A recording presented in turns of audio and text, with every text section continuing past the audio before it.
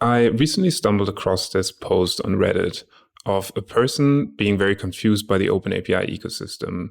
They had problems understanding what OpenAPI is, how it is used in documentation and code generation, and they generally tried to enter the ecosystem and didn't really know their way around or what is what. They also complained about the lack of tutorials that just explain what OpenAPI is and how it can be effectively used. So I thought I'd record this very brief video, just giving you an intro into the ecosystem and what OpenAPI can be used for and what it is in the first place. OpenAPI is nothing more than a specification. So it defines a specific syntax to describe APIs and how to consume them. Let's say we have an API available at example.com/API, and then we have a separate path that is users/me. And this specific endpoint will return my user object, so the user that I'm currently authenticated with.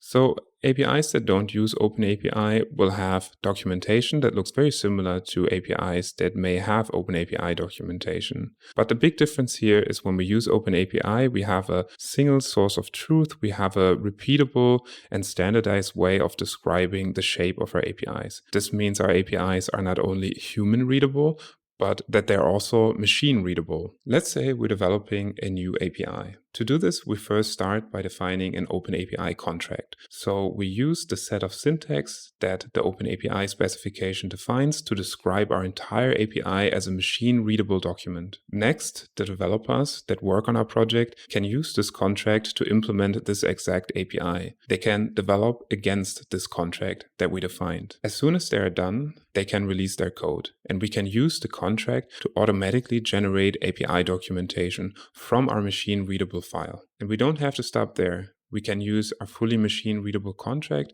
to define client libraries that make requests to our APIs in a type-safe way. This means it is very hard to make mistakes and errors when integrating with our API. As you can see, using OpenAPI has made our life significantly easier, since we now have a machine-readable document that we can use to document our APIs and generate code from it.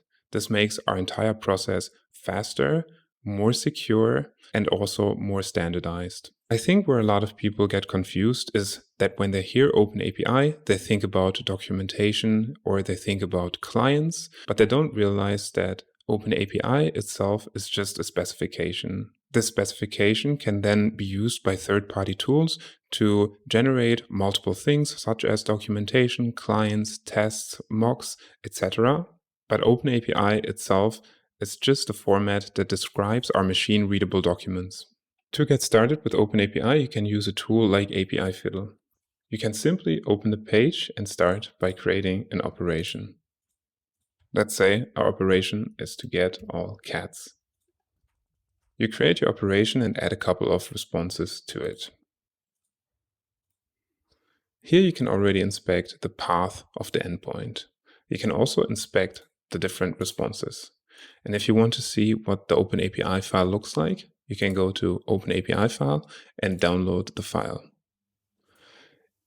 You can open the file in any text editor, such as VS Code, to inspect it. You can see our file has a title, a description. It defines all our endpoints, as well as the responses and some metadata to it. You can also see that certain parts of this file are reusable components, such as our responses here. We define the bad request response as a reusable response, so we can use it in many endpoints without duplicating our code. One thing to note is that we use OpenAPI to describe REST APIs. Other frameworks, such as gRPC or GraphQL, are not supported. Also, OpenAPI is not the right format to describe real-time functionality such as server-side events or WebSockets. If you're looking to support APIs that have async real-time capabilities, look into Async API. This was a quick introduction to OpenAPI. If you liked the video, leave a like and see you next time.